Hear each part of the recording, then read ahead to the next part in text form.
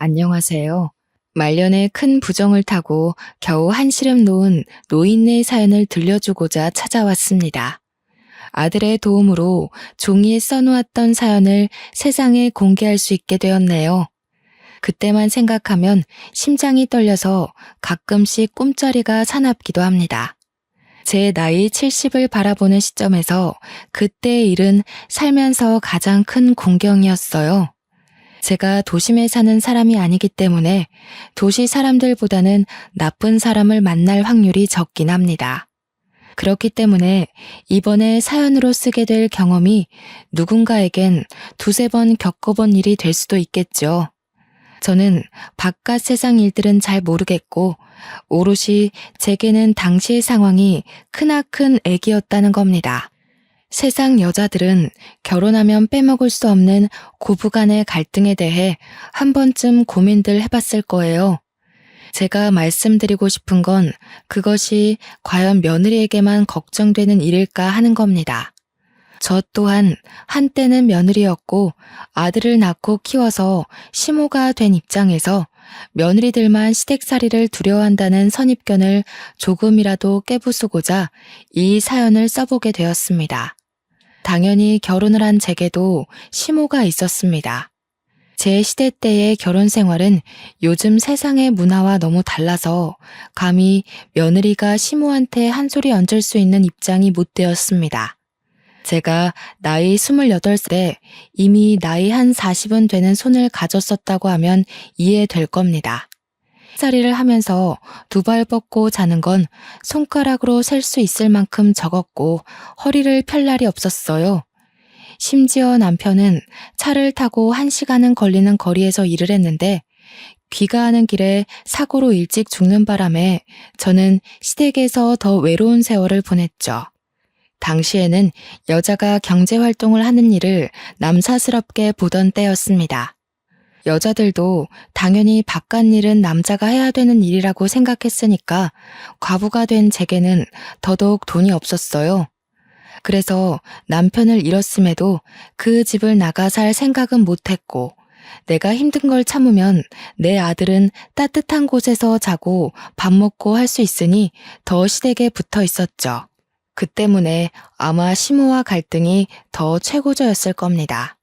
손주를 여럿 보고 싶었던 시모는 자기 아들이 죽은 게 제 탓이라고 허구한 날 저주를 퍼부었습니다. 아들이 젖을 떼면서부터는 제 손으로 아들을 제대로 보듬어 본 날이 별로 없었어요. 시댁에서 손자 하나 있는 걸 아주 애지중지하며 왕자처럼 떠받들었거든요. 제가 아들을 키우면 죽은 남편이 허망하게 떠난 것처럼 손주도 잘못될지 모른다고 시모가 손도 못 대게 했습니다. 그러면서 시모는 제 아들에게 시댁의 대가 끊기지 않도록 커가는 아들에게 늘 교육하여 세뇌시켰습니다. 솔직히 저는 아들이 결혼 안 한다고 해도 상관없었어요. 결혼 문화가 이런 거라면 굳이 젊은 청춘들이 잠깐의 행복 때문에 기나긴 불행을 겪을 필요는 없다고 생각했으니까요. 제가 결혼 생활이 지옥 같았기에 제 아들은 남의 집 귀한 딸에게 이런 지옥을 주는 남편이 되길 바라지 않았습니다. 그래서 저는 시모가 죽고 나서부터 아들에게 결혼의 기억자도 꺼내지 않았어요. 시모가 죽을 날을 앞두고 제 손을 잡고서 그런 말을 하더라고요. 손자를 꼭 결혼시키라고 말입니다. 조상들이 지켜보고 있을 거고 자기도 지켜본다네요. 시모가 저에게 이렇게까지 말하는 이유는 제가 언제 한번 아들 장가에 대해 아들 입장에 맡기겠다고 결혼 강요하진 않겠다고 말씀드린 적 있었거든요. 그래서 제가 대를 끊는 원흉이 될까봐 걱정돼서 죽는 그 순간까지 제게 경고하듯 부탁한 걸 거예요. 그것 때문에 시모한테 뺨까지 맞았었는데 그 서름도 시간이 지나니 잊혀졌네요. 시모의 유언에도 불구하고 저는 아들에게 결혼을 언급해 본 적이 없었습니다. 설령 제가 지옥으로 떨어진다고 하더라도 제가 누군가의 인생을 서럽게 만들 시댁이 될 바엔 조상들에게 된통 혼이 나는 게 낫다고 생각했어요. 그런데 그 반항이 제게 정말 지옥을 내려줄지 누가 알았겠습니까? 조상들이 정말로 노했던 건지 저는 제 마음이 갈기갈기 찢기는 벌을 받게 되었는데요. 제가 아닌 바로 제 아들에게 큰 화가 일어난 겁니다. 아들은 경운기 오작동으로 경사 낮은 절벽을 구부러진 적이 있었어요. 그 사고 이후로 아들의 왼쪽 다리는 불구가 되었고 결국 지체장애 등급을 받게 되었다는 거예요. 그때부터 저는 하늘이 정말 무서웠습니다. 후회가 되고 전부 저 때문에 우리 아들이 대신 벌을 받은 것 같아서 괴로웠어요. 떠난 시모가 눈에 불을 켜고 저를 지켜보고 있었다는 것을 그때 처음 실감했습니다. 말도 안 되는 생각이란 걸 알아도 막상 청춘을 펼칠 제 아들에게 화가 생기니 이런저런 망상이 다 들더라고요. 아들도 자신에게 일어난 불행에 대해서 크게 절망을 했습니다. 당시 아들 나이가 고작 19살이었어요. 이제 성인이 되고 제게 물려받을 농산일에 큰 꿈을 가지고 있던 아들입니다. 그런데 하필 다리 장애를 얻게 되는 바람에 앉았다 일어나는 것도 주변 사물 없이 힘들어졌으니 얼마나 상심이 크겠습니까? 아들은 며칠 동안 밥도 제대로 못 먹고 방구석에 박혀 있었어요. 절망에 빠져서 허우적거리는 아들을 볼 때마다 저는 마당에 나가 용서를 빌었습니다. 있는지 없는지도 모를 하늘 위 조상님들에게 제발 우리 아들 좀 살려달라고 눈물로 호소를 했어요. 다 제 잘못이니 차라리 제 몸을 부셔놓고 우리 아들만은 건강하게 살게 해달라 그렇게 빌었습니다. 그런데 참 인생이 신기해요. 기도라고 해봤자 사실은 허공에 대고 제 마음의 위안을 얻고자 감정을 쏟아내는 건데 이게 한 번씩 통할 때가 있단 말이죠. 이럴 때마다 하늘이 제 기도를 들어줬다고 밖에 해석할 수 없는 것 같아요. 제게 그런 기적 같은 일이 생겼다는 뜻입니다. 아들의 장애가 완치된 것은 아니었고 어느 날 아들이 결혼할 여자가 있다고 소개를 시켜주더라고요. 아들이 사고 이후로는 방구석에만 박혀 있었지만 꼭 외출을 했던 경우가 있었는데 바로 병원 가는 날이었어요. 제가 한 재활병원을 추천하기 전까지 모든 걸 포기한 것처럼 행동하던 아들이 일주일에 한 번 있는 재활병원만큼은 다행히 성실하게 다니더라고요.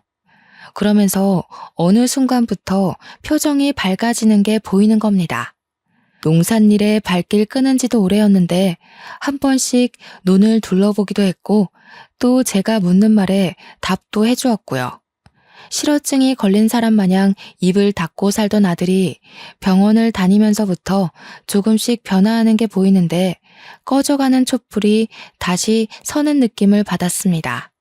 저는 그게 치료의 효과라고만 생각했어요.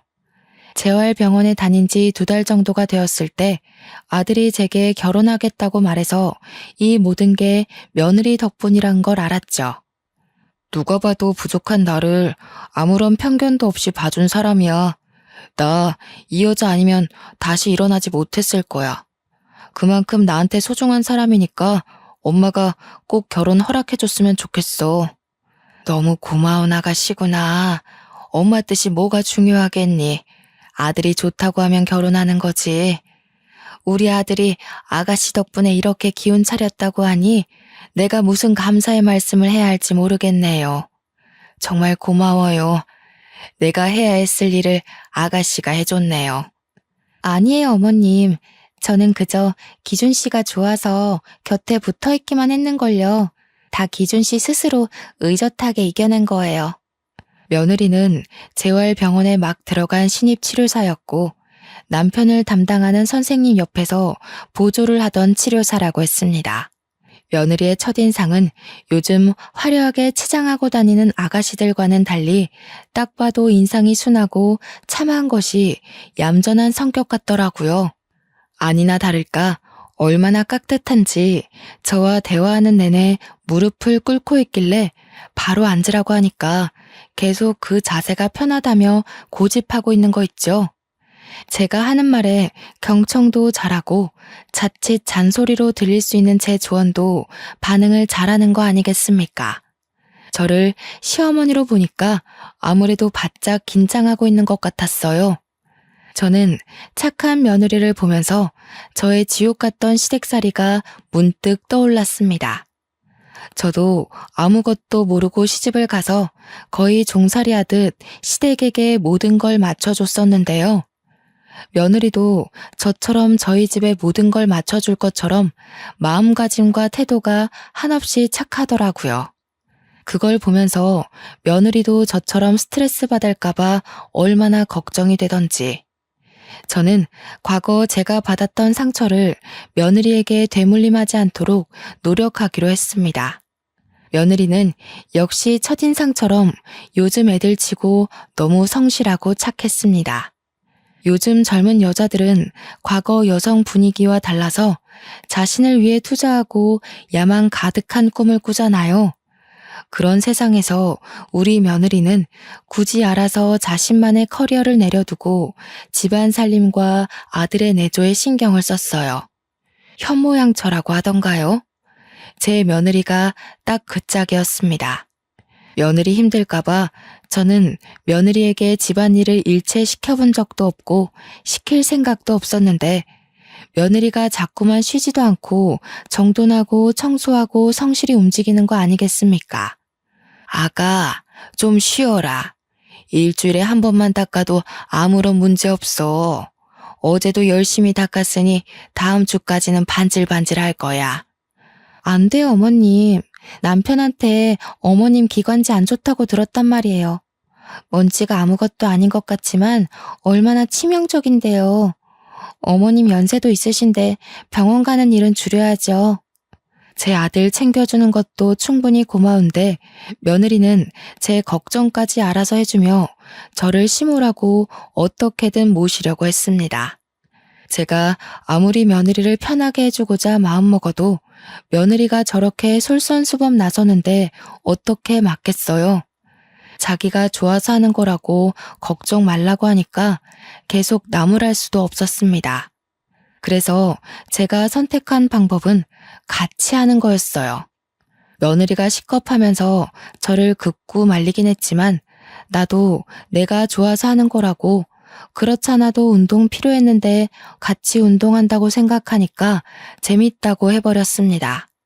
그랬더니 한날 며느리가 저더러 자기랑 운동 다니지 않겠냐고 하는 겁니다. 저는 그때 처음으로 요즘 세상이 어떻게 돌아가고 있는지 눈으로 볼 수 있었습니다. 며느리랑 백화점을 구경하기도 했고 문화센터 같은 데 가서 일일 수업도 받아보고 미용실 가서 머리도 했어요. 오랜만에 보는 도시 모습은 정말 요란하긴 하더라고요.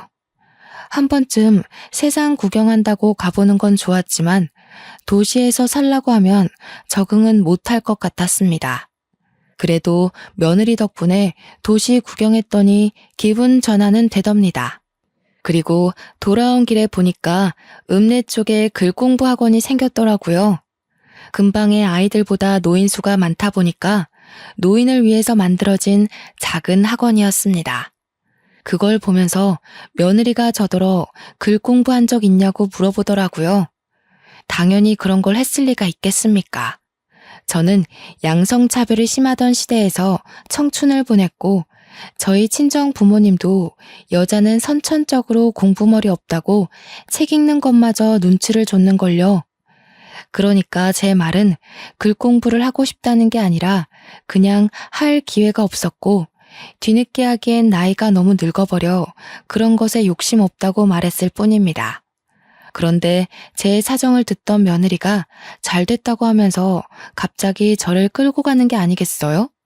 그 노인학원을 들어가서 개인사비로 저를 등록해주는 겁니다. 아이고 아가 난 됐다. 내가 지금 나이가 몇인데 글 배워서 뭐 하겠어. 나는 그냥 더 바라는 것 없고 아들이랑 너랑 오순도순 잘 사는 것만 보고 가면 돼. 무슨 소리예요 어머님. 저보고는 요즘 사람치고 너무 야망이 없다고 뭐라도 배우라고 하셨잖아요. 어머님도 요즘 세상에 살고 있는 사람 아니에요? 그리고 글 배워놓으면 앞으로도 다른 사람 찾지 않아도 혼자 우편물 읽을 수 있고, 문자도 읽을 수 있고, 얼마나 좋은데요. 학원은 일주일에 2번만 가면 되는 거라 그리 부담도 없었고, 가더라도 1시간만 공부하다 오면 되는 거라서 몸이 힘든 일도 아니었습니다. 솔직히 공부하고 싶은 욕망은 언제나 마음 한켠에 있었거든요. 하지만 정말 나이 때문에 애써 단념하고 있었어요. 다 늙은 나이에 글 공부해서 뭐하나 살 날도 얼마 안 남았을 텐데 이런 아니란 생각만 하면서 저의 꿈 같은 목표를 묻어두기만 했습니다. 목표를 성취하려면 굉장한 마음가짐을 갖고 출발을 해야 된다고 생각했어요. 그런데 며느리가 저를 학생으로 덜컥 등록해버렸는데 목표를 향해 출발하는 것이 생각보다 쉬워서 솔직히 당황했습니다. 나이 70 다 되어가면서 그렇게 저 자신을 생각해보고 저 자신을 위해 투자를 해본 건 글 공부가 처음이었어요. 며느리를 만류하긴 했지만 솔직히 진심으로 설렜습니다. 며느리에게 고마워서 제가 용돈으로나마 마음을 표현하기도 했어요. 그때마다 며느리는 제가 주는 돈을 한사코 거절만 하더라고요. 우리 아들도 그렇고 나도 그렇고 너 없었으면 이렇게 웃으면서 못 지냈을 거야. 내가 아들한테 늘 미안한 마음으로 살았는데 너가 우리 아들 옆을 지켜주는 덕에 얼마나 마음이 놓이는지 몰라. 내가 차마 도움이 될 건 없고 딸 같은 마음에 용돈이라도 주고 싶어서 그래. 어머님께 돈 받으려고 그랬던 거 아닌데. 고맙습니다. 어머님께서 저를 정말 딸로 생각하고 주시는 용돈이라고 볼게요. 절대 이거 저한테 보답한다고 주는 거 아닌 거예요? 알겠죠? 저도 저지만 특히 며느리 덕분에 제 아들이 완전히 일상을 회복했어요.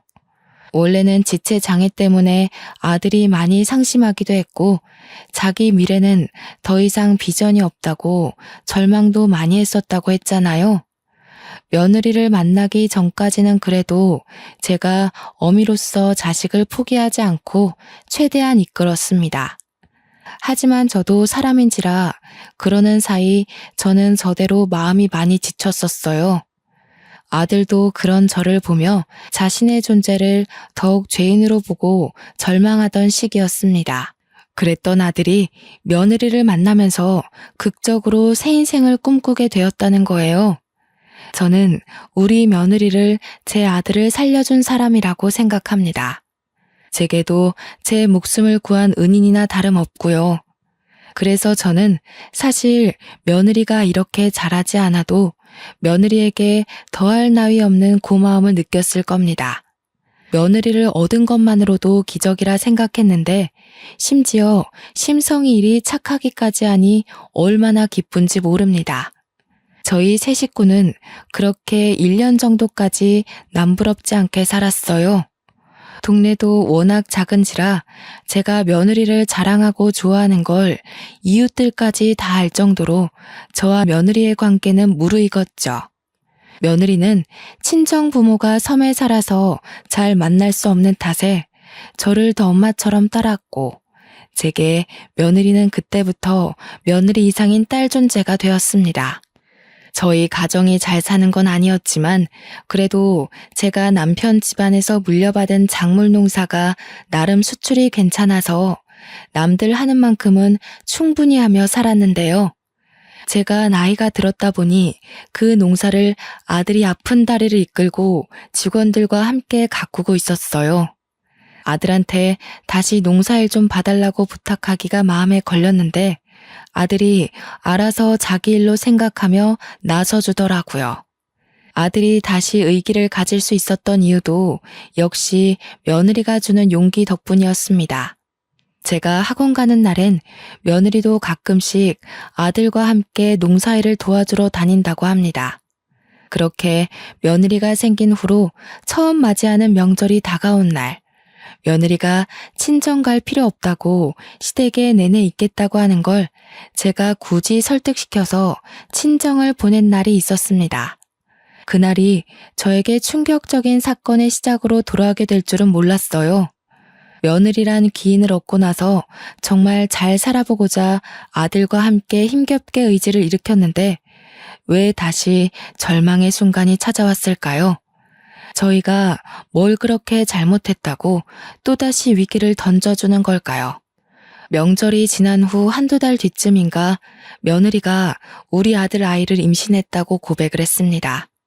아들 몸이 불편하기 때문에 손주까지 기대하지 않았던 저는 너무 기뻐서 며느리에게 수고 많았다고 손을 잡고 눈물을 흘렸어요. 그러고 보니 기뻐서 눈물을 흘렸던 건 그날이 처음이었네요. 손주가 생겼다는 것이 인생 통틀어 최고로 행복한 날이었던 거죠. 왜 울고 그러세요? 이러면 제가 더 예쁜 손주 많이 안겨드리고 싶어서 욕심나잖아요. 그런데요, 어머님, 부탁이 있어요. 남편한테는 저 임신한 거 비밀로 해주시면 안 될까요? 내가 좀 주책이었지. 그런데 비밀로 해달라니? 애비도 이 소식 들으면 없는 기운도 생길 텐데 이 좋은 일을 애비한테 알리지 않고. 저도 그러고 싶은데 남편 이번 주말에 처가 도우러 가야 되잖아요. 괜히 저 때문에 걱정 끼치고 싶지 않아서요. 다녀오면 그때 알려주고 싶어요. 우리 아들은 며느리의 부탁으로 그게 불과 3, 4개월은 되는 일이라고 며느리가 미리 말해주었습니다. 당연히 우리 며느리가 저희 집 와서 이렇게 내조 잘하고 살림 잘하며 노력하는데 우리 아들도 사돈댁에 좋은 사이로 도움이 되면 좋겠다 싶어 제가 흔쾌히 허락한 사실이에요. 아들도 자기 처가 도우러 가는 것에 전혀 망설임이 없었고요. 멀리 가는 아들이 혹시라도 타지에서 아이 생각 때문에 발목 잡히거나 마음이 싱숭생숭할까봐 며느리는 그게 걱정되었나 봅니다. 세상 좋은 소식인데 걱정될 게 뭐 있나 싶었던 저는 며느리의 마음이 잘 이해가 안 되었지만 며느리의 여린 마음씨를 알고 있기 때문에 웬만해선 며느리의 말을 들어주고 싶었습니다. 그래서 아들에게 며느리의 임신 사실을 비밀로 했어요. 아들이 떠나는 날 저는 버스에 오르는 아들을 보면서 얼마 후 잉태될 자식을 보고 기쁨을 느낄 아들 표정을 기대하며 배웅했었죠. 그렇게 아들이 떠나고 저는 며느리와 둘이 촌동네에 남아서 마실 삼아 논을 돌며 농사를 관리했고 저는 계속해서 일주일에 2번 학원 다니는 것도 성실히 출석했습니다.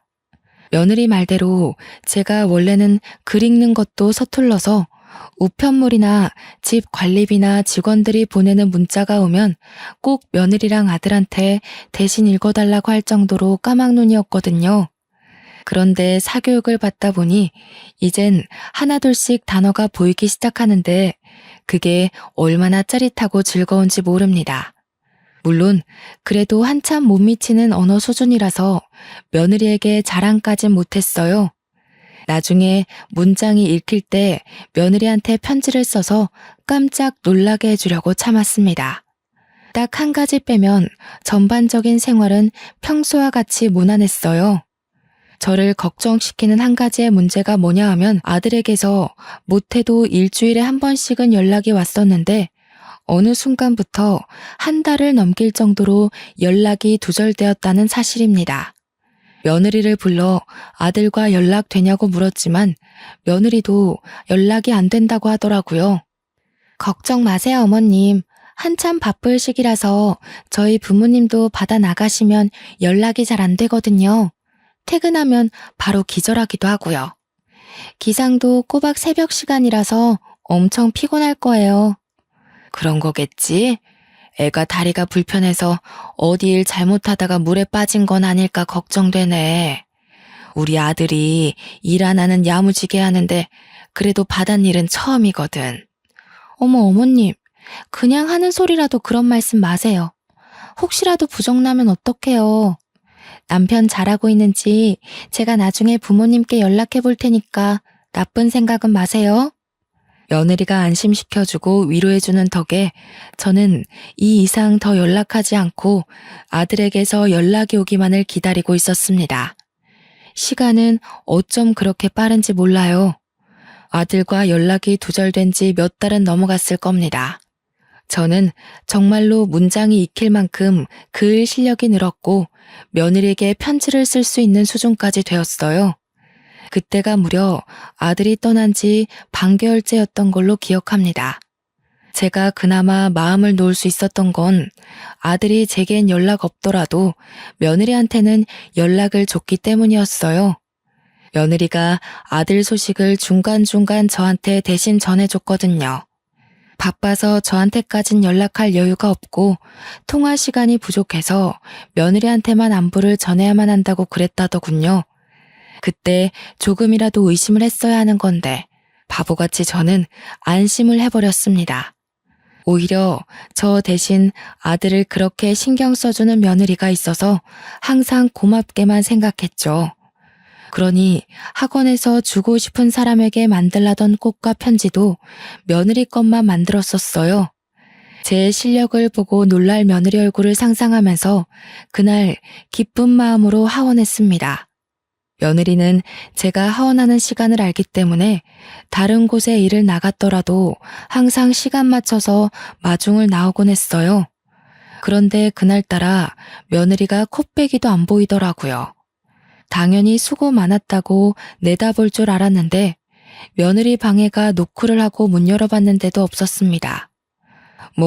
일보러 나갔다가 늦을 수도 있는 거니까 그러려니 하고 며느리 방을 나오려고 했어요. 근데 마침 제 눈에 의아한 것이 하나 들어오더라고요. 방바닥 구석에 종이 여러 장이 어질러져 있었는데 정리 안 된 물건인가 싶어서 제가 어디 한 곳에 모아놓으려고 잠깐 봤거든요. 근데 제가 이젠 글을 읽을 줄 알잖아요. 워낙 어려운 단어들이 많길래 눈으로 대강 훑는데 종이마다 제 이름이 적혀 있더라고요. 제 이름은 글 공부하기 전부터 읽을 줄 알아서 대충만 훑어도 충분히 알 수 있었습니다.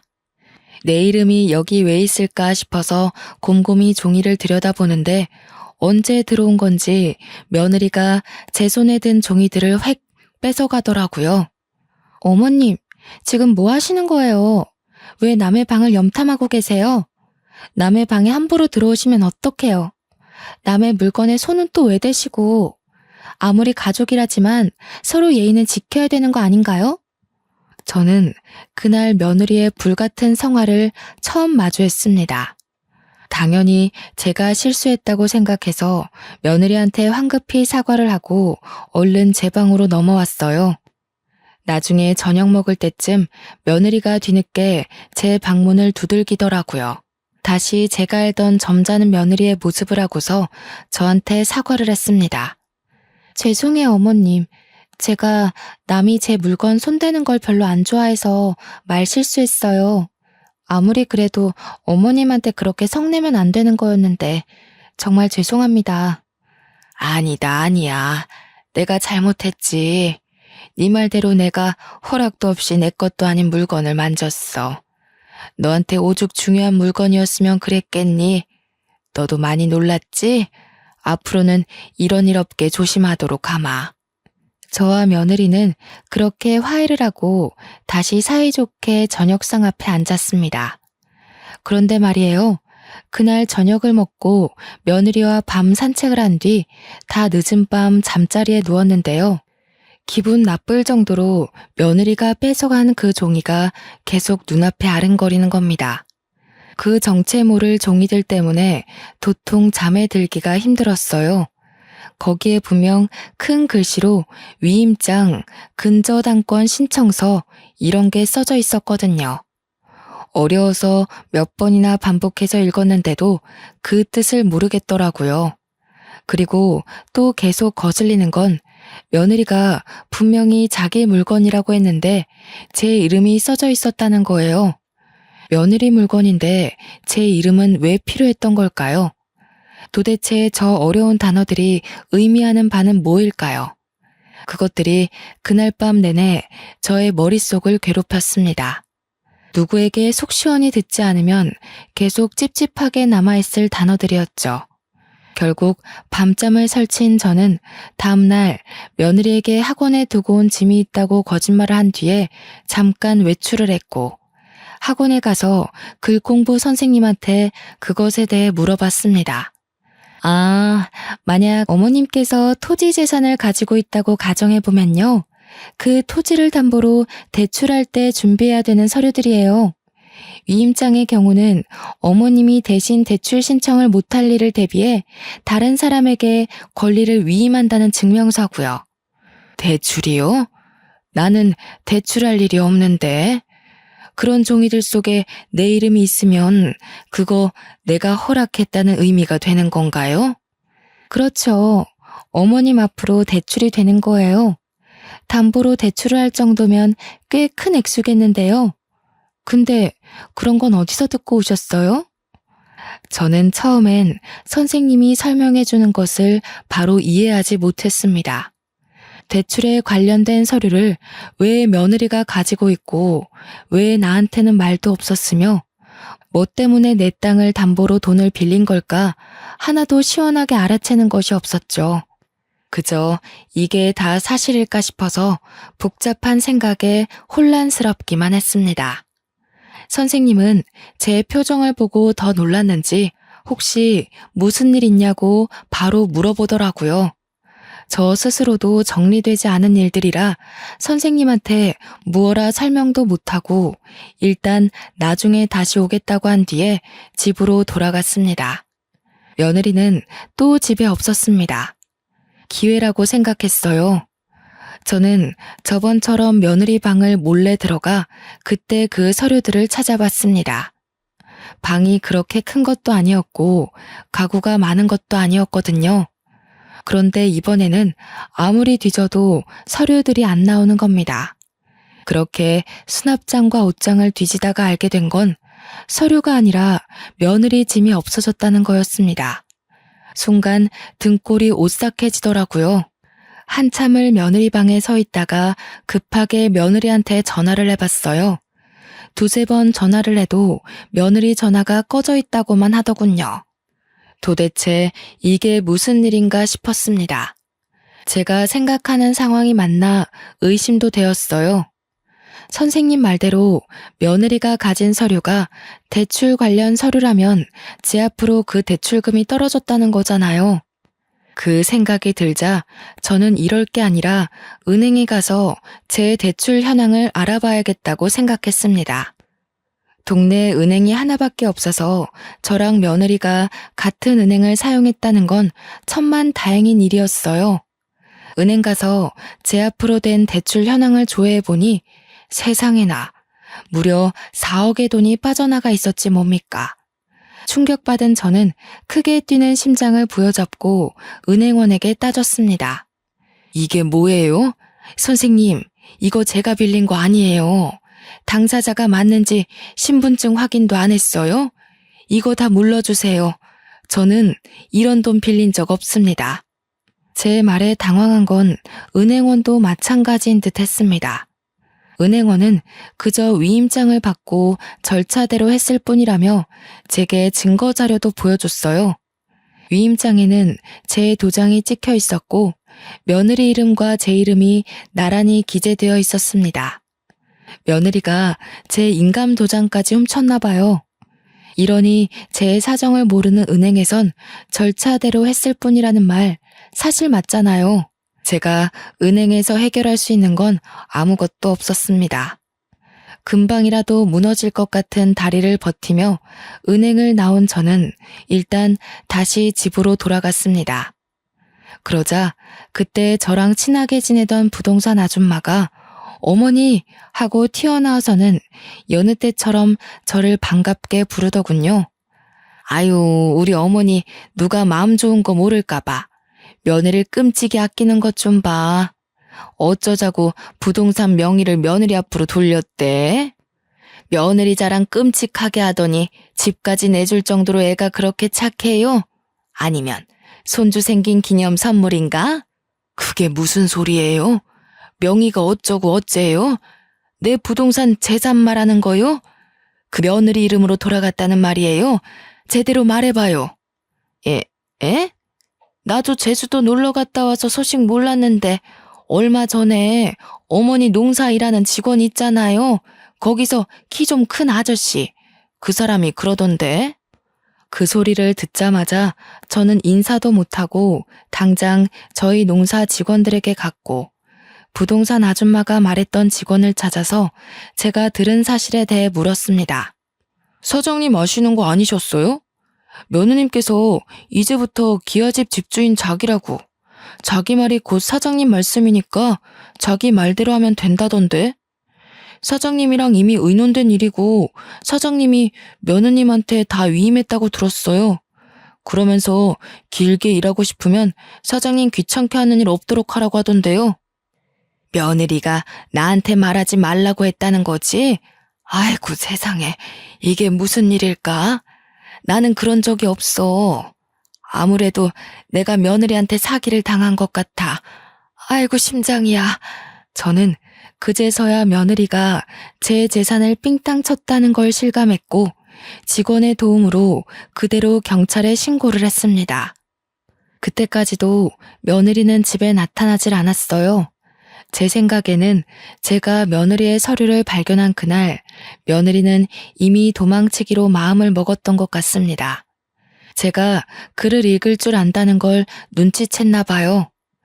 제가 방에서 그 서류가 뭐였을까 고민할 때 며느리는 도피할 준비를 하고 있었겠네요. 직원들이 제 곁을 같이 지켜줘서 저는 경찰한테 아는 대로 최대한 증언을 할 수 있었습니다. 뒤죽박죽이었지만 모든 사실을 밝힌 저는 경찰과 함께 집으로 돌아갔고 경찰들은 며느리 방을 뒤졌어요. 그렇게 정신없는 상황에서 문득 아들이 생각나더라고요. 며느리가 그렇게 도망을 가버렸다면 사돈댁에 가 있는 내 아들은 어떻게 되는 거지? 싶어서 금세 불안감이 증폭되었습니다. 저는 경찰한테 가서 우리 아들 좀 찾아달라 급하게 사정했어요. 경찰과 함께 서해 가서 아들 폰을 위치 추적했거든요. 그런데 경찰 말이 제 간을 떨어뜨리고 말았는데요. 아들 폰에서 추적이 중단된 지가 몇 개월 되었다고 하는 거 아니겠습니까? 경찰이 말해주는 시기가 언제랑 일치했냐면 저와 아들 사이에 연락이 끊기고 며느리가 대신 아들의 안부를 전해줄 때랑 같았습니다. 그렇다는 건 그때부터던가 그보다 전부터이던가 아들에게 위험이 생겼다는 거 아닙니까? 경찰 말로는 만약 제가 증언한 모든 말들이 사실로 판명된다면 아들의 위치가 불분명해진다는 것 또한 며느리의 계략일 거라고 했습니다. 그 얘기를 듣는데 다리에 힘이 확 풀려버리더라고요. 실수는 내가 했는데 왜 또 우리 아들에게 화가 내려졌는지 저는 하늘을 원망했습니다. 모든 게 며느리의 짓이라는 것이 밝혀지는 데는 그리 오래 걸리지 않았습니다. 며느리가 그렇게 막 용의주도하진 않았거든요.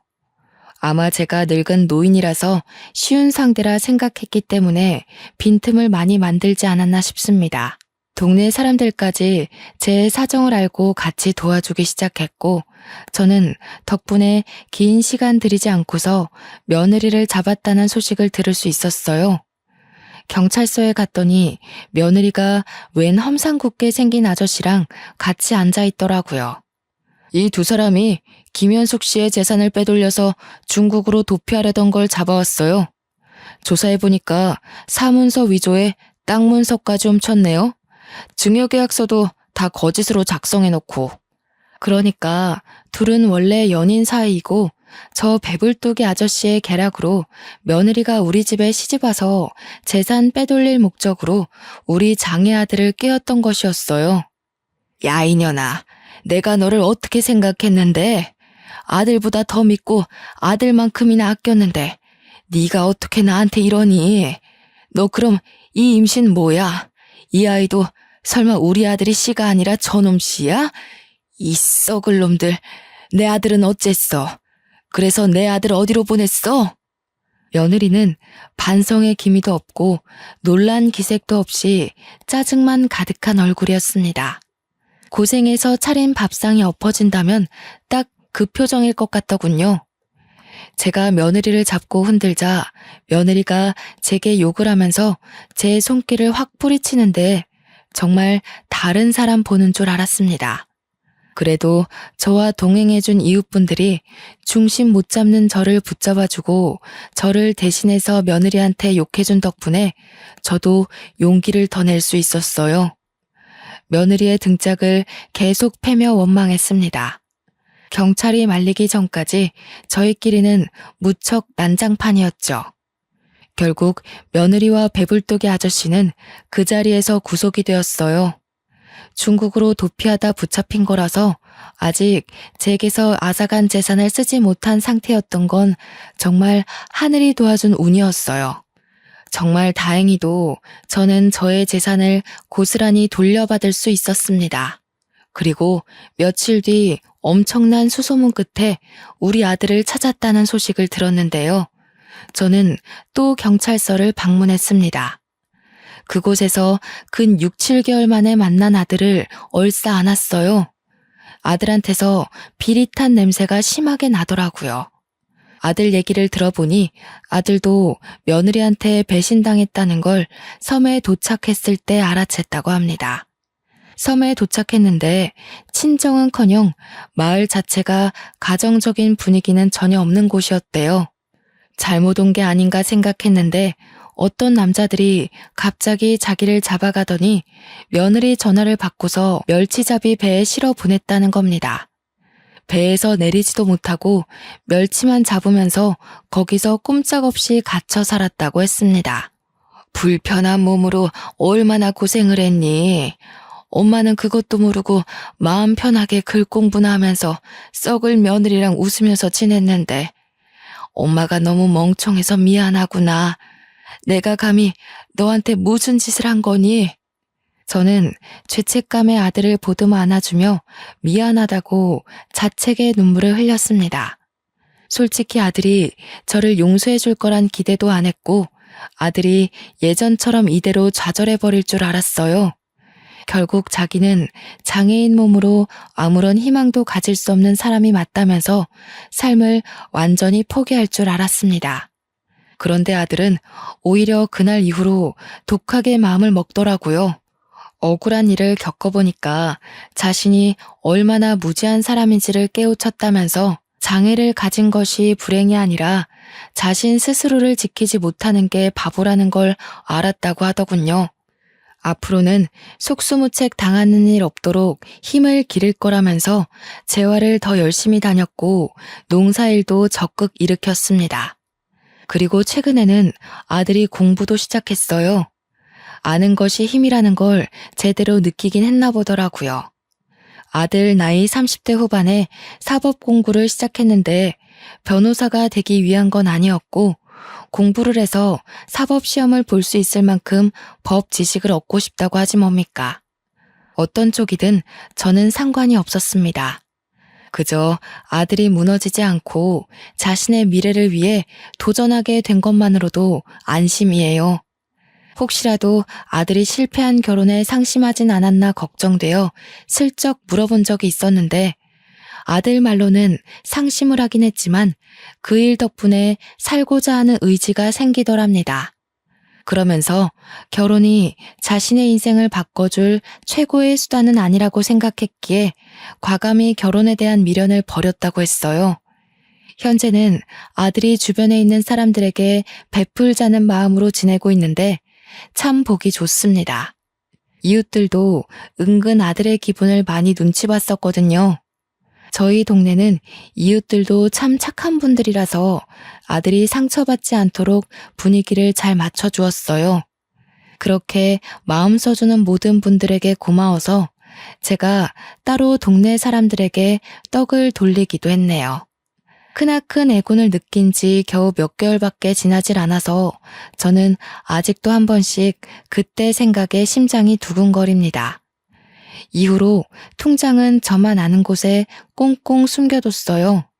제가 언제 세상을 뜰지 몰라서 아들과 제가 알만한 곳에다가 감춰놓고 하루하루 점검을 하고 있습니다.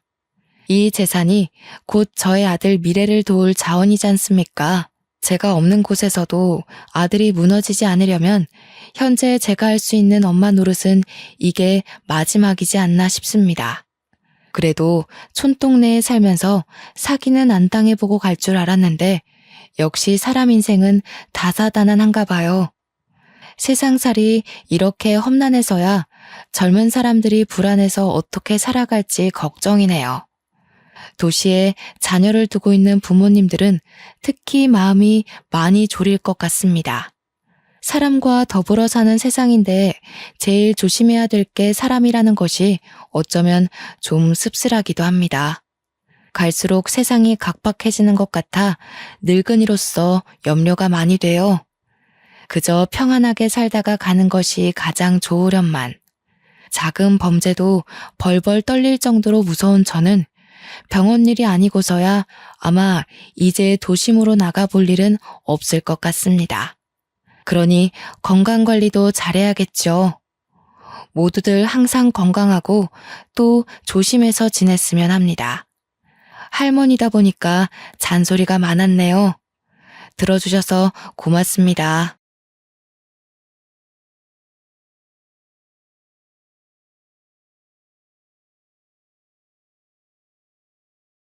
안녕하세요. 저는 시집을 갔다가 과거에 손절했던 10년 절친을 만나게 된 기막힌 사연을 들려주러 온 기혼녀입니다. 사람이 살면서 우연이라고 생각되는 인연이 얼마나 있겠습니까?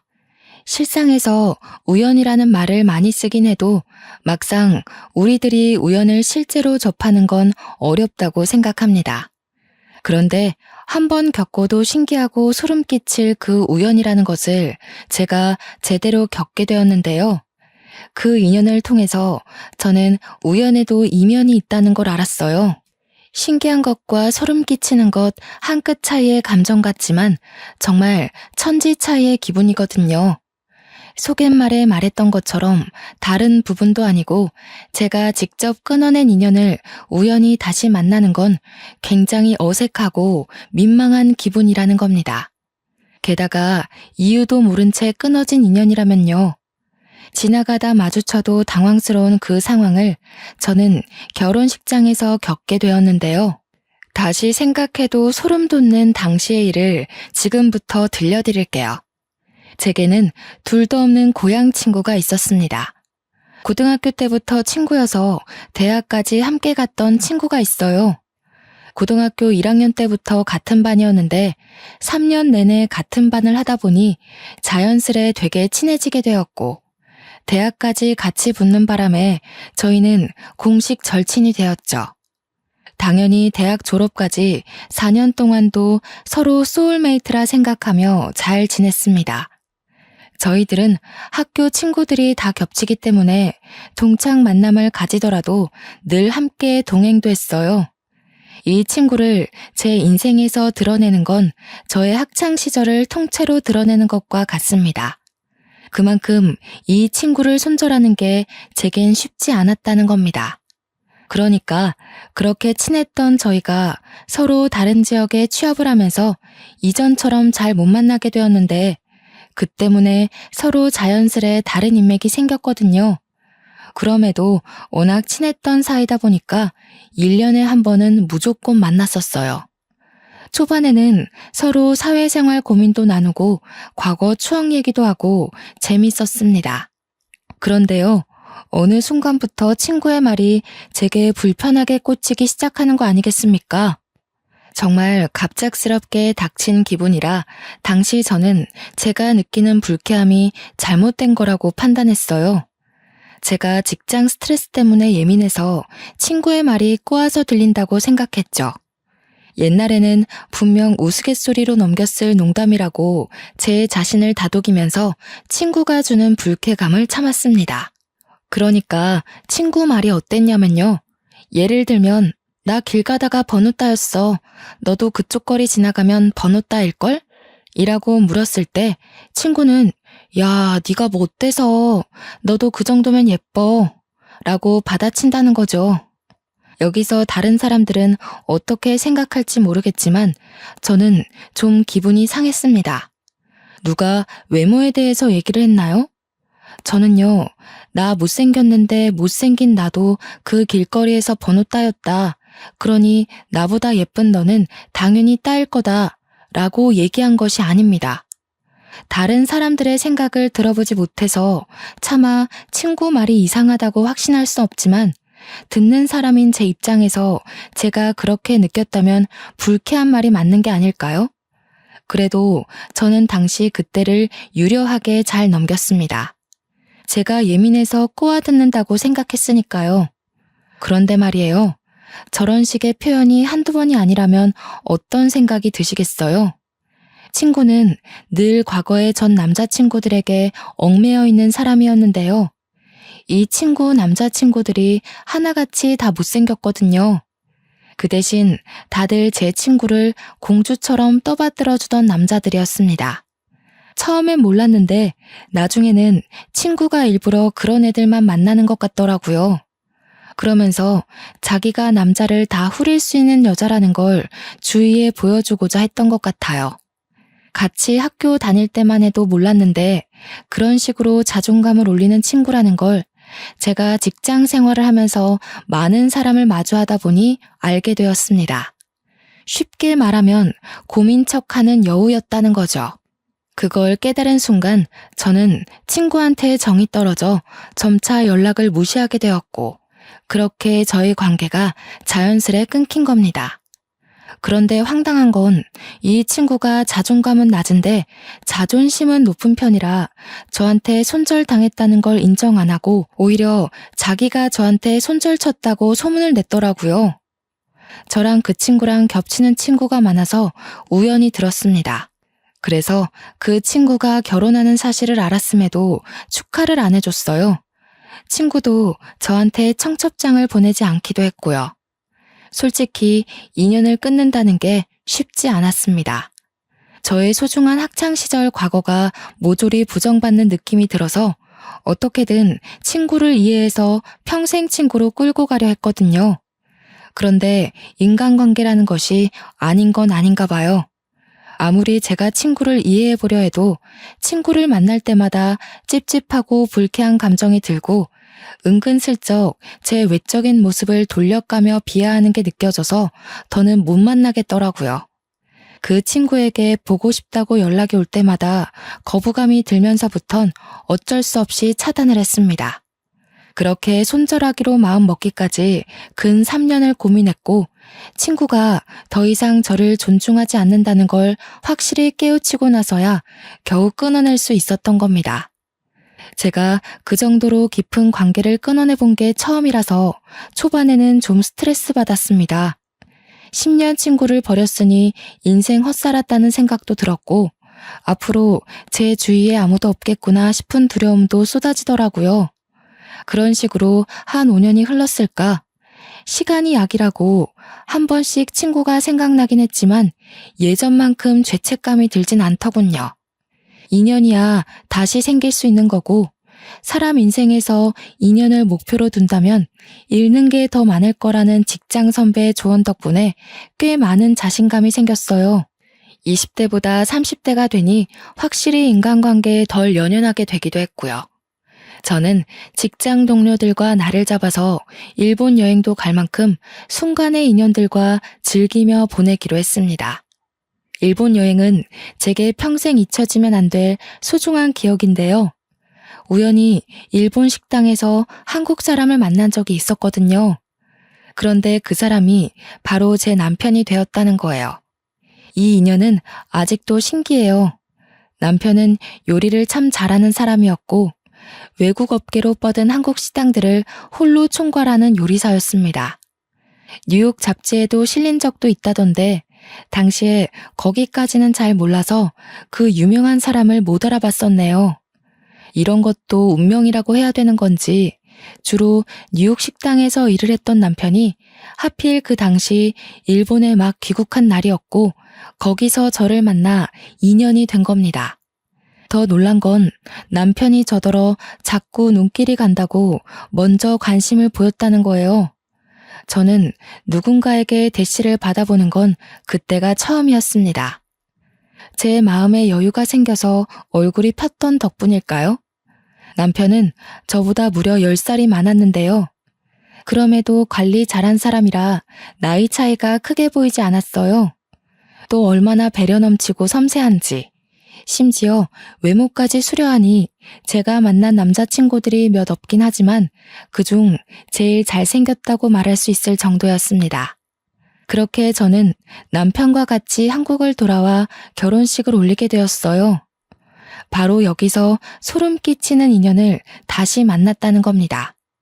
신부 대기실에서 친구들의 축하를 받고 있었는데 인파 사이로 손절했던 10년 절친이 제게 다가오는 거 아니겠습니까? 진짜 꿈인 줄 알았습니다. 얼굴 보자마자 제 표정이 굳고 온몸에 털이 솟는데 이 기분은 정말 느껴봐야 실감이 납니다. 대기실을 찾아온 친구를 보고 정말 속으로 얼마나 놀랐는지. 친구가 어설프게 인사를 하길래 저도 정신 차리고 받아줬는데요. 어떻게 알고 왔나 싶어서 불편한 표정을 애써 감추며 물어봤거든요. 근데 이보다 더 충격적인 사실이 저를 기다리고 있었지 뭡니까? 못 들었구나? 하긴 내가 남편이랑 해외여행 중이었어서 아주버님을 못 찾아본 탓이지. 너 나랑 가족 되게 생겼다? 족보로 따지면 내가 네 동서되는 사람이겠네. 당시의 충격을 저는 아직도 기억하고 있고 2번 다시 겪고 싶지 않을 공포입니다. 그러니까 남편한테는 6살 어린 서방님이 있는데 제 친구가 결혼했다는 남자가 바로 남편 남동생이었어요. 그 사실에 더 놀라서 제가 주인공이었던 그 결혼식을 당최 어떻게 올렸는지 기억이 잘 나지 않습니다. 저랑 친구는 대판 싸워서 인연이 끊긴 게 아니기 때문에 서로 쌍심지 켜고 노려보는 건 아니었고 단지 묘한 기류만 있었을 뿐이에요. 그렇게 저는 힘겹게 끊었던 10년 인연과 함께 가족이란 틀에 갇혀버리게 되는 기막힌 사태를 겪게 된 겁니다. 다행인 건 매일 보고 사는 건 아니었다는 거예요. 저희 부부도 동서 부부도 둘 다 분가를 하고 살았으니까요. 그럼에도 불구하고 한 달에 한 번은 꼭 만날 수밖에 없었는데요. 남편 집 문화에는 한 달에 한 번씩 식구들과 식사하는 날이 무조건 있었어요. 그 때문에 저희 부부가 신혼여행을 다녀오고 당연히 가족 모임을 가졌죠. 첫 모임에서 저는 시부모님의 애정을 잔뜩 받았는데 언젠가는 밝혀지게 될 저와 동서와의 관계가 그 자리에서 동서 입으로 드러나게 되었습니다. 저도 이렇게 가족이 된 것이 놀라운데 다른 식구들은 오죽했겠습니까? 남편이랑 서방님도 당연히 엄청 놀라더라고요. 근데 제가 더 놀라운 건 과거의 문제점이 하나도 고쳐지지 않은 동서의 행동이었습니다. 근데 아주버님이랑 저는 2분 결혼하고 처음 보는 거네요. 저한테는 둘 다 반가워서 특히 더 긴장돼요. 어떻게 만나신 거예요? 그러게요. 재수 씨 얘기 동생한테 말로만 들었는데 반갑네요. 제가 미진이 보고 첫눈에 반해서 들이댔어요. 미진이가 밥 먹는 모습이 너무 귀엽더라고요. 눈길이 저절로 가길래 쳐다보다가 놓치면 안 될 것 같아서 연락처 받았어요. 와, 미진이 개 탔네. 쟤 누구한테 대시 받아본 적 처음일걸요? 제가 미진이 남자친구들 여태까지 다 봤는데 전부 미진이가 먼저 좋아해서 질질 끌려다닌 연애를 했거든요. 미진이 너 보상받나 보다. 아주버님 같은 남자를 다 만나고. 동서는 저의 과거를 자연스레 얘기하면서 실패했던 제 연애 시절을 모조리 털어놨습니다. 그러면서 제가 남편에게 잘 보이고 싶어서 애써 관리하고 있던 이미지를 바사삭 깨트려버렸죠. 심지어 동서가 저더러 지금 얼굴 많이 용됐다면서 과거에 저랑 찍었던 사진을 식구들한테 보여주기까지 했는데요. 솔직히 저 못생겼었다는 거 인정합니다. 저 과거에 안경 끼고 다녔고 꾸밀 줄도 모르는 촌년이었어요. 그거 내 사진 아니라고 제 과거를 부정할 생각은 아니었지만 남의 입으로 밝혀지는 제 과거가 그리 달갑진 않더라고요. 그래도 첫 가족 식사니까 애써 표정 관리하고 있었습니다. 어머님, 미진이 정말 많이 예뻐졌죠? 저도 너무 신기하고 왜 진작 저렇게 꾸미고 다니지 않았나 싶어요. 어때요, 아주버님? 어머, 혹시 제가 미진이 과거 괜히 보여드렸나요? 진짜 제가 생각했던 대로 너무 순박하고 귀엽네요. 그 사진 저도 좀 보내줄 수 있어요? 아, 미진아, 너도 네 사진 갖고 있지? 정말 귀여워서 그러는데 이따가 나 좀 보내주면 안 될까? 와, 아주버님 취향 특이하시다. 여자 볼 때 얼굴은 안 보나 봐요? 맞아요. 살다 보면 얼굴보다 마음 예쁜 여자가 중요한 법이죠. 마음 하면 미진이가 단연 1등이라고 제가 증명할 수 있어요. 어디 마음뿐이겠어요? 제 주위에서도 저보다 미진이가 더 아깝다고 하던걸요. 미진이 학교 얘기 많이 좀 해주세요. 미진이가 부끄럽다고 워낙 숨겨서. 저는 동서 행동에 기분이 상했지만 그래도 남편이 그런 모습마저 귀여워해주니까 한편으론 안심이 되더라고요. 남편이 저한테 실망했을까봐 걱정도 됐거든요. 남편 반응이 오히려 들뜨니까 동서는 금세 흥미가 식었는지 또 다른 주제로 말을 돌리더라고요. 제가 과거엔 예스맨이라고 불렸을 정도로 거절 잘 못하는 성격이었는데요. 이번엔 그걸 가지고 칭찬 아닌 칭찬을 해대지 뭡니까? 미진이가 정말 좋은 뜻으로 바보였어요. 주위 친구들이 미진이더러 사회 나가면 사기당할까봐 얼마나 걱정했다고요. 바보처럼 착해가지고 친구들이 자기 이용하는 줄도 모르고 친구들 말 다 들어주고 그랬다니까요. 제가 미진이 지켜준다고 엄청 고생했어요. 친구한테 바보라고 하는 게 역시 진짜 친구는 아닌 거 맞죠? 이마저도 남편 덕분에 저는 위기를 넘길 수 있었는데요. 남편은 동서의 말에 오히려 그걸로 제가 어떤 인성을 가진 사람인지 알게 되어 기쁘다고 식사 자리에서 더 사랑꾼 면모를 보여주었습니다. 제가 동서의 성격을 좀 늦게 깨닫고 손절을 했다고 했잖아요. 늦게 깨닫고 고민이 길었던 만큼 아주 신중하게 끊어낸 인연이었거든요. 그렇기 때문에 다시 만난 당시 쎄하다는 걸 바로 느낄 수 있었습니다. 특히 제 남편을 대하는 태도가 마치 남자 하나 꼬드기려는 듯한 낌새가 보였다고 할까요? 솔직히 제 남편이 잘생긴 것에 비해 서방님은 평균 이하의 분위기이긴 했습니다. 대신 서방님 성격이 정말 착해서 세상에 저런 사람이 있다는 게 충격일 정도로 동서한테 잘하고 있더라고요. 동서 옆에는 과거에도 항상 저런 남자친구들만 있었습니다. 서방님한테는 죄송하지만 외적으론 한없이 부족하나 내면이 아주 천사같이 착한 사람들 말이에요. 동서는 늘 자기는 남자 외모 안 본다고 오히려 잘생긴 사람 싫다고 했는데 제 눈에는 전혀 아닙니다. 동서는 잘생긴 남자가 싫은 게 아니라 잘생긴 남자에게 까일까봐 미리 겁먹고 접근하지 못하는 거였어요.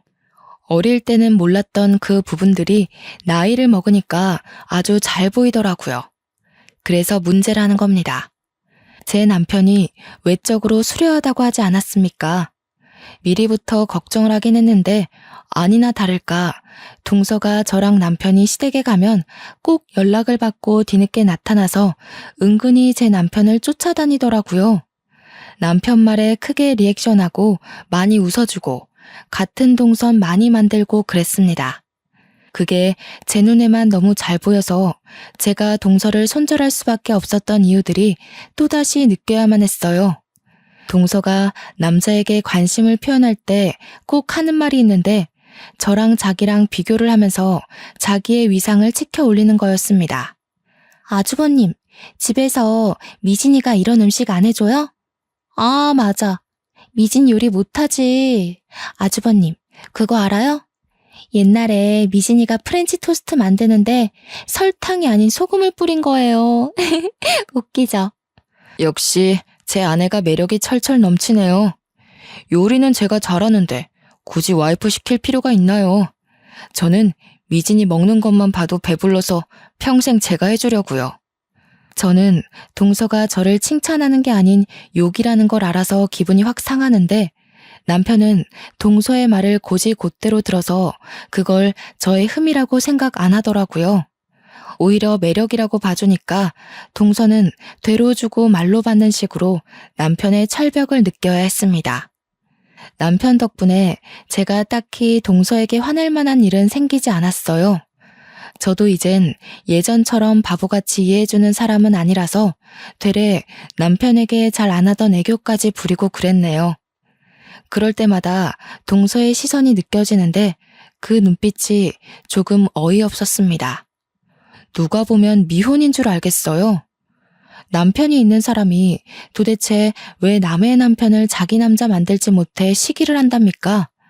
그마저도 한 달에 한 번 꼴이니까 가정의 평화를 위해서라도 참아야만 했네요. 그리고 어느 날엔 시모 생신상을 준비한다고 다시 시댁으로 모인 적이 있었습니다. 당연히 며느리인 저랑 동서가 같이 요리를 하게 되었어요. 야, 그건 그렇게 하면 안 되지. 어머님 짜게 못 드신단 말이야. 너 예전에도 MT 때인가? 냉면 뜨겁게 끓였다가 애들한테 욕먹었잖아. 요리를 그런 식으로 하는 애가 마음대로 아무거나 만지면 어떡해. 언제적 얘기를 해. 지금은 그런 실수 안 하거든? 그리고 여기 어른들도 계신데. 야, 니 이런 말은 조심하는 게 좋을 것 같다. 듣기 안 좋아. 첫 모임 때도 말 없던 걸 이제 와서? 우리 사이에 형님 동서는 무슨? 이미 어머님 아버님도 이해할 텐데 뭘. 중요한 건 호칭이 아니라 언행이야. 과거에는 제가 모르는 것이 많아서 동서가 가르쳐주는 게 많았던 건 사실입니다. 하지만 이미 그건 15년도 넘은 일이었고 그 사이 사람 성격이 안 바뀔 수가 있겠어요? 동서는 자꾸 저를 과거의 저로 기억을 하고 대하더라고요. 그래서 그런지 저를 함부로 대하는 것도 과거와 너무 똑같다고 느껴졌습니다. 동서의 여우 같은 의도가 너무 잘 보이다 보니 불쾌감도 그만큼 빨리 찾아왔는데요. 그럼에도 괜히 과거 감정으로 싸우기 싫어서 저는 동서가 말할 때마다 자리를 피하는 방법을 택했습니다. 동서는 생각보다 눈치가 없더라고요.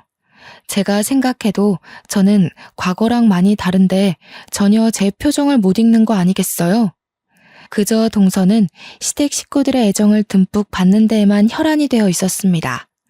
아주 작정을 한 사람처럼 행동했어요.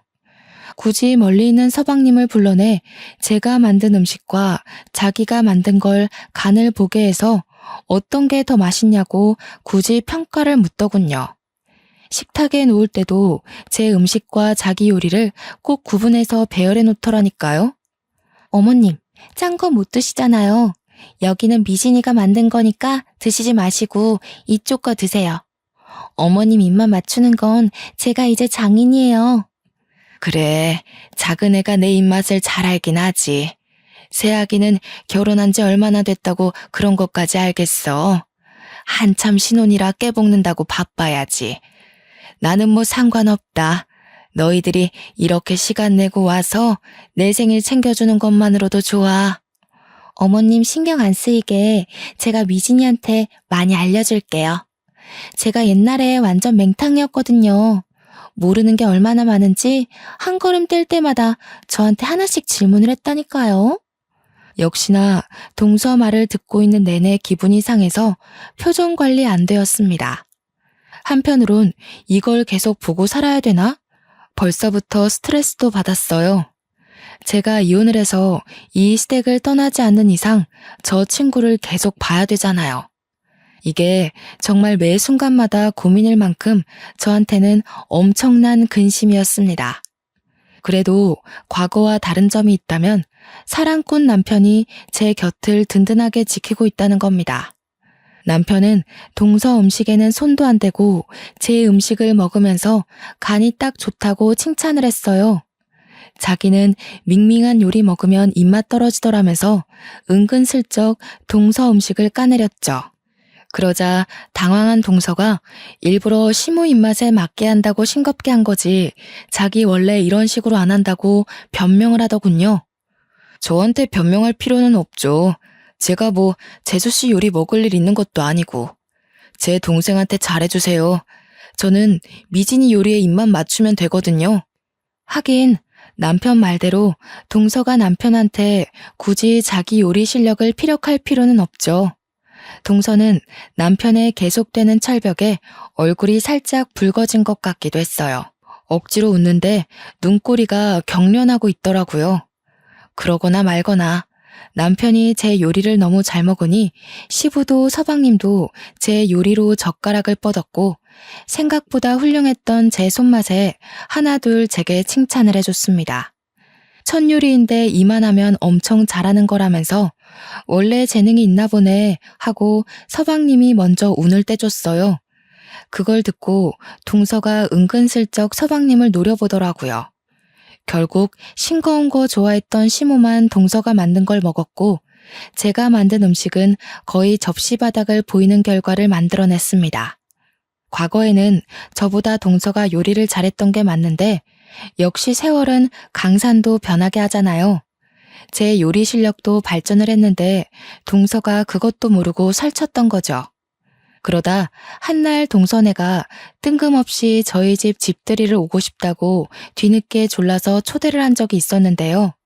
서방님은 일반 공무원이다 보니까 적당한 평수에 살았지만 저는 남편 능력이 워낙 대단해서 둘만 사는데도 51평 아파트에 살고 있었습니다. 그날 집에 방문한 동서는 신발장에서부터 놀라서니 집을 둘러보면서 조그맣게 감탄을 해주더라고요. 동서 표정을 보니까 사실은 엄청나게 부럽지만 부럽지 않은 척 하려고 애쓰는 게 티가 났는데 확실히 집이 너무 좋으니까 단점으로 꼽을 게 없을 거잖아요. 그래서 기 좀 죽었을까 하고 기대했습니다. 그런데 기어이 단점을 꼬집어내기 시작하는 거 있죠. 근데 집이 이렇게 크면 청소할 때 장난 아닌 거 알지? 둘 다 맞벌이 하면서 집까지 이렇게 크면 엄청 관리하기 피곤하겠다. 난 청소하기 귀찮아서 이렇게 큰 곳은 별로더라. 아주버님은 그런 부분 알고 매매한 거래? 알지 그럼. 나보고 괜히 고생할 필요 없다고 청소 이모까지 고용해줬어. 이모가 아침 9시에 와서 같이 밥 먹고 6시까지 집안일 하다가 퇴근하셔. 저의 당당한 주장에 동서의 대답은 그 말뿐이었습니다. 더 이상 트집 잡을 곳이 없었다는 거죠. 동서는 금세 집 단점 꼽는 걸 포기하더니 우리 집 평수 때문에 기가 눌린 걸 서방님한테 화풀이를 했어요. 서방님이 옆에서 막 자기 형 역시 대단하고 멋진 사람이라면서 자기랑 비교도 안 되게 어릴 때부터 주의 환심 다 샀다고 자기한테도 정말 잘하는 훌륭한 형이라고 칭찬을 늘어놓았거든요. 서방님이 알아서 제 남편의 장점을 술술 풀어내자 동서는 가서 물이나 가져오라고 서방님을 툭툭 밀쳤습니다. 일이 늦어서 뒤늦게 퇴근하고 온 남편은 집 오는 길에 제가 좋아하는 꽃이 있길래 사왔다면서 저한테 꽃 한 알음을 안겨줬는데요. 너무 설레고 기분이 좋아서 방긋 웃고 있었는데 그걸 보고 동서가 갑자기 깔깔 웃으면서 박수 치는 거 아니겠습니까? 바로 산통 깨진 분위기에 저도 모르게 동서를 아니 꼽게 째려봤습니다. 아주버님, 미진이가 꽃 좋아한다고 그랬어요? 아닌데. 걔 옛날에 남자한테 제일 받기 싫은 선물이 꽃이라고 했던 애예요. 물론 남자친구한테 꽃 받는 걸 본 적은 없지만. 야, 그건 옛날이고 우리가 안 보고 산 지가 몇 년인데 내가 아직도 옛날 같겠어? 지난번부터 계속 그러더라. 그땐 그때고 지금은 달라. 예전처럼 날 막대하지 말아줄래? 내가 언제 막대했다고 그러냐. 난 그냥 말해준 건데 왜 정색을 하고 난리야. 너 좀 많이 변했다. 정색도 할 줄 알아? 왜 손절당했는지 모르는 동서 입장에선 제 언행이 이해 안 갈 수도 있겠죠. 동서 성격을 몰랐을 때 저와 동서 성격을 알았을 때 저는 같은 제 자신이라도 엄연히 다른 사람이라고 생각합니다. 어쨌든 제가 동서를 생각하는 마음이 과거와 달리 분명히 바뀌었다는 건 맞습니다. 자꾸 저를 건드리는 것 보면 동서는 제 마음을 자꾸 확인하고 싶나 봐요. 이미 식구가 되어버렸기에 최소한의 예의는 지키자는 마음으로 여태 참았지만 제 스트레스는 결국 이날 폭발을 해버리고 마는데요. 문제는 저희가 술 한잔 하면서부터 발생을 했습니다. 술 들어간 동서는 입에 필터가 없었고 제 과거는 물론이거니와 자기가 과거에 인기 많았다는 것까지 자랑하기 시작했습니다. 대학 때 저랑 동서가 같이 꽈팅을 나갔었는데 거기 남자 2명이 제가 화장실 간 사이 뒤에서 다 자기를 몰래 찍었다고 저한테 미안해서 말 못했다며 또 자기 인기 자랑을 하기 시작하더라고요. 만날 때마다 인기 자랑, 남자 자랑을 하는데 시작부터 진짜 너무 질리지 뭡니까? 그래도 한편으로는 제가 동서를 오해해서 손절한 게 아니란 걸 확신할 수 있어서 완전 안심이었습니다. 그리고 저 또한 동서에게 막대해도 되겠구나 싶어 마음이 놓이더라고요. 동서가 술김에 막말을 하는 것처럼 저도 술 한잔 들어간 김에 맞대응을 해봤습니다. 그래, 너 인기 많았지. 근데 하나같이 다 못생겨가지고 네가 진짜 진심으로 너무 아까웠어. 너 눈이 너무 낮다고 주위에서 친구들이 네 남친 얘기 많이 하더라고. 너한테 말하기 미안해서 듣기만 했는데 친구들이 네 남친 10트럭을 갖다 줘도 갖기 싫다고 하더라. 네가 남자친구 자랑하고 자리 뜨면 친구들이 다 너더러 비대단하대. 뭐라고? 진짜 어이없다. 뒤에서 그런 말 했으면 그때 얘기해줬어야지. 도대체 누가 그런 소리를 했는데? 애들 다 나한테는 내 남친 칭찬 엄청 했는데? 그럼 네 앞에서 네 남친 욕을 하겠어? 네 남친 본 애들은 다 그랬어. 안타깝지만 남친들 다 별로였다고 생각했어서. 나도 차마 말 못했지. 네가 너무 들떠서 자랑하는데 거기다 대고 어떻게 그 기분을 망쳐놓겠어? 동서는 자존감이 낮기 때문에 이 정도의 말만 들어도 엄청 자존심 상했을 거라 저는 확신할 수 있었습니다. 그간 봐왔고 연구해봤던 동서의 행적을 너무도 잘하니까 이젠 척하면 척으로 다 알아차렸죠. 아니나 다를까 동서가 약간 울컥했는지 아무렇지 않은 척하면서 자기는 남자친구 인성만 보지 외모 보고 사귀는 애들이랑 다르다면서 스스로를 보호하더라고요. 늘 그랬던 방식처럼. 참 어떻게 보면 안쓰럽기도 하고 오죽 자존감이 낮으면 저러고 살까 싶어서 적당히 하고 말랬더니 동서가 그새를 못 참고 주제를 돌려 남편한테 치근덕대더라고요. 남편한테 맛있는 안주 좀 만들어 달라면서 애교 철철 넘치게 부탁을 했습니다. 남편은 흔쾌히 저희를 위해 요리를 해줬고 서방님은 그 사이에 또 자기 형을 칭찬하기 바빴습니다. 솔직히 제가 봐도 남편과 서방님의 능력 차이가 너무 눈에 보이는데 동서가 몰랐을 리가 있겠어요? 너무 우리 남편 칭찬만 하는 서방님에게 제가 반대로 서방님을 칭찬했거든요. 서방님의 성실하고 오죽한 면을 칭찬하자 동서가 이때다 싶어 나섰는데 그게 사건의 발단을 불러일으켰습니다. 서방님도 공무원 진득하게 하면서 안정적인 가정 꾸리고 계시잖아요. 저희 남편은 모험하는 걸 좋아해서 한 번씩 제가 다 긴장이 돼요. 좀 그렇긴 하겠다. 난 가정이 있는데 모험하고 그러는 남자 좀 그렇더라. 내 남편은 안정직이라서 전혀 그런 위험 부담이 없거든. 근데 또 한편으로는 아주버님 보면 어떻게 내 남편은 모험 한 번 안 해봤지? 싶어서 궁금하긴 하더라고. 배부른 소리 한다. 안정직이 좋은 거지. 그리고 서방님이 굉장히 심성 좋잖아. 서방님같이 착한 남편 세상에 드물어. 나 정말 서방님이 너한테 생각하는 마음 보고 깜짝 놀랐다니까.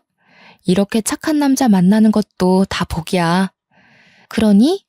우리 서로 안 가져본 것에 대해 욕심이 생기나 봐. 난 모험하는 남자 궁금하고 넌 착한 남자 궁금하고 내 남편이 그렇게 마음에 들면 우리 한번 남편 바꿔볼래? 동서는 옛날에도 이런 농담을 한 적이 있었습니다. 제가 조금 잘난 남자친구를 만나면 제 남친과 자기 남친을 계속 비교하면서 바꿔볼래? 같은 정신나간 농담을 했었어요. 그때마다 제 남자친구들이 동서가 부담스럽다고 다시 보고 싶지 않아 해서 2번 만남으로 이어진 적은 없었습니다. 결혼을 안 했다면 이 친구를 영영 볼 일은 없었을 텐데 어쩌다가 제가 또 이런 소리를 듣고 있는 건지 모르겠네요. 저는 그 얘기를 듣고 제 감정 상한 걸 떠나 서방님의 기분이 크게 신경 쓰였습니다. 어느 배우자가 이런 소리를 듣고 별일 아닌 걸로 넘어가겠어요? 역시나 서방님은 동서한테 벌써 실망한 기색이 역력했고 서운하다는 말까지 표출했습니다.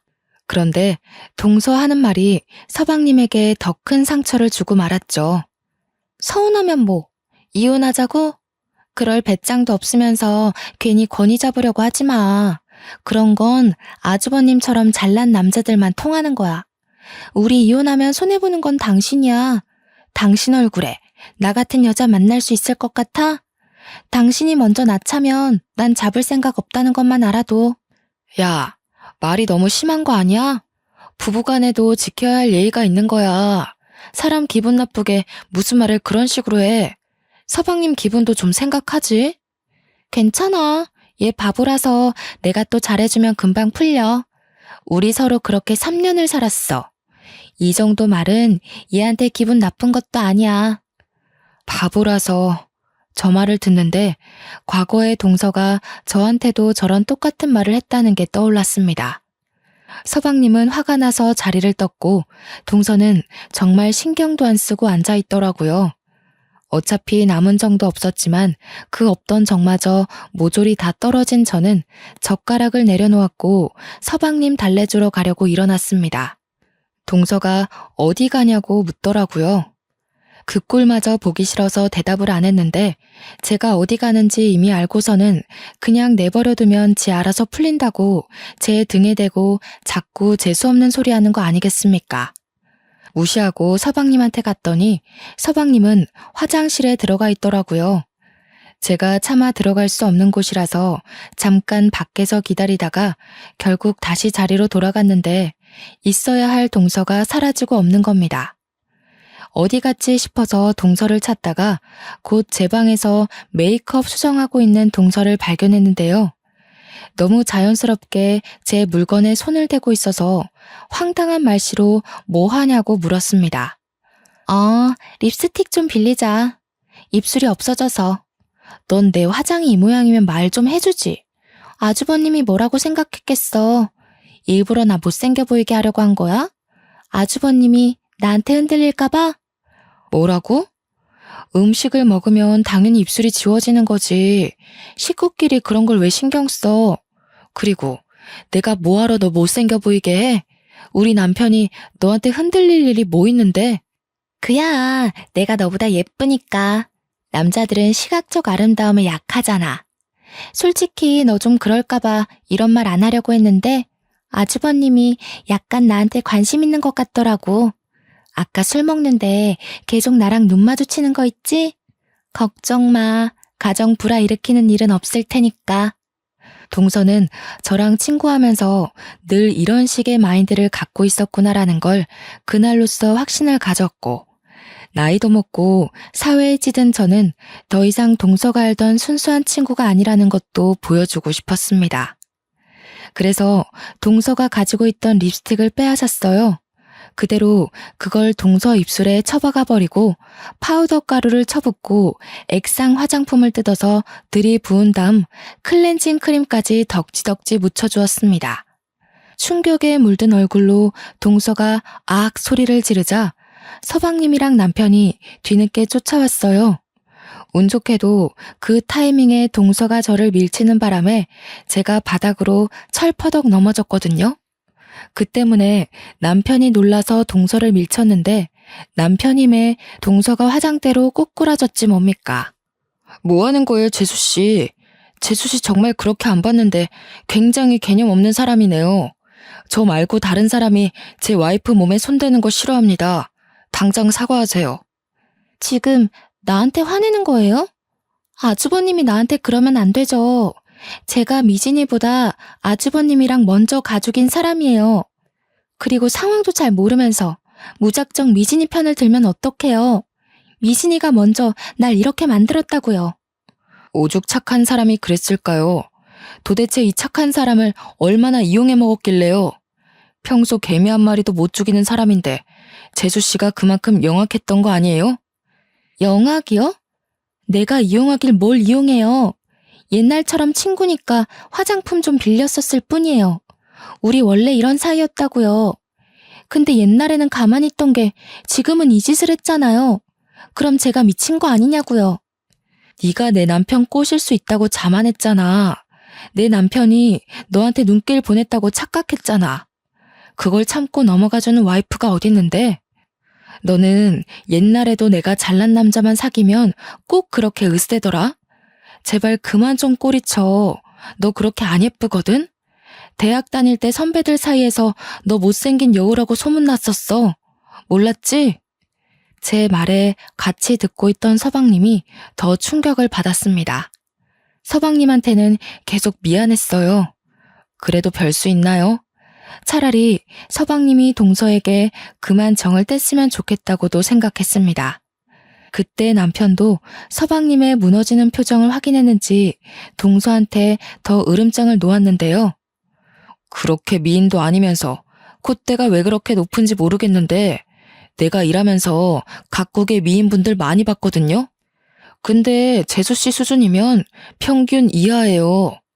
저 솔직히 재수씨 보고 더러운 피부도 화장으로 다 덮고 억지로 속눈썹 올리고 하관이 좀 긴 편이길래 인기 많았다고 해서 의아했거든요. 제가 재수씨한테 눈길 줬다고요? 그거 피부가 너무 더러워서 쳐다본 거예요. 뭐라고요? 저 예쁘다는 소리 많이 들었거든요. 아주버님 동생도 나 예쁘다고 쫓아다닌 거예요. 뭘 알고나 말하세요. 남자마다 예쁜 기준이 다르다는 거 모르시나 보죠? 그러자 잠자코 듣고만 있던 서방님이 입을 열었는데 그 길로 동서는 이혼을 하게 되었습니다. 솔직히 내 기준에 예쁜 사람 만나기 힘든데 나보다는 당신이 외적으로 뛰어나니까 예쁘다고 했던 거야. 요즘 세상이 어느 때인데 나도 보는 눈 있어. 근데 나는 그 정도로 미인인 사람들 감히 엄두도 못 내니까 너로 족할 수밖에 없었던 거지. 내가 형 외모였으면 너는 지나가다 쳐다볼 여자 축에도 못 껴. 네가 왜 못생긴 남자친구밖에 못 만났는지 잘 생각해봐. 그렇게 난장판이 된 집들이는 저희 결혼 생활 중 유일한 고민이었던 원흉을 제거하는 계기가 되었습니다. 저는 그날 이후로 다시는 동서를 만날 수가 없었어요. 도련님도 이혼 조정 기간인데도 동서가 어디서 뭘 하는지 소식을 모른다네요. 연락도 안 하고 있대요. 원래는 항상 서방님이 먼저 동서에게 연락하는 사람이었는데 이젠 서방님이 먼저 동서를 차단해버린 것 같더라고요. 이 사실을 알면 동서가 꽤나 자존심 상하고 억울해 죽고 있을 겁니다. 아니면 또 어떤 착한 남자를 꼬셔서 이혼하게 된 일을 자기 입맛에 맞게 거짓말하고 다닐지도 모르겠네요. 그 친구는 그렇게 해야만 직성이 풀리고 자존감이 올라가니까요. 어쨌든 손절한 친구를 형님 동서하면서 평생 보고 살아야 하나 고민이 많았는데 그 열등감 덩어리를 또다시 제 삶에서 쫓아버릴 수 있어 얼마나 다행인지 모릅니다. 대판 싸워서 연을 끊는 건 제 성격상 안 맞는데 결국 제일 친했던 친구랑 이렇게 돼버리니 인생 참 무상하다는 생각도 들었어요. 세상에서 제일 친하고 제일 좋고 가장 오래갈 친구 같은 건 어쩌면 없을 수도 있겠다 싶더라고요. 누가 TV에서 그런 말을 했던 게 생각이 나네요. 세상에는 좋은 사람, 나쁜 사람이 있는 게 아니라 나랑 맞는 사람, 안 맞는 사람이 있을 뿐이라고요. 동서랑 제가 학교라는 틀 안에 갇혀서 같은 곳만 바라보고 지낼 때는 웬만하면 마음 맞는 친구로 지낼 수 있었어요. 하지만 그건 그저 어렸기 때문에 가능했던 억지 배려가 아니었나 싶습니다. 한쪽이 다 포용해 줄 수 있는 관계 말입니다. 학교를 벗어나면서부터 저희는 성인으로서 사람 간의 관계를 다시 해석해봐야 된다고 생각합니다. 점차 달라지는 환경에서도 과거 친구가 여전히 잘 맞는 친구라면 그 인연을 이어나가도 좋다고 봐요. 그러나 나의 변해버린 사회적 자아가 마찬가지로 사회화된 친구랑 어느 순간부터 부딪히게 된다면 인연이 얼마나 깊든 사이든 간에 그만 놓는 게 맞지 않나 싶습니다. 그 인연은 저랑 안 맞다는 거니까요. 오랜 친구를 놓는다는 게 속상하고 쉽지 않다는 거 저도 경험해봐서 압니다. 그런데 생각해보면 그 친구를 놓는다고 제가 과거의 추억까지 지울 필요는 없다고 봐요. 즐거웠던 지난날은 그대로 묻어두고 변해버린 환경에 맞게 대인관계는 달라질 수 있는 거니까요. 또 저만 성실하게 지낸다면 제게 얼마든지 소중하고 잘 맞는 인연이 생기기도 하니까 오랜 친구를 놓았다고 해서 더 이상 불안하지는 않습니다. 친구라는 존재로 고민이 깊었던 만큼 사연 내용도 좀 길어지게 되었어요. 제가 또 남은 자녀의 고민을 싹쓸이하지 않았나 싶습니다. 청취자분들은 오랜 친구나 친구를 끊어내야만 했던 경험이 있으신가요?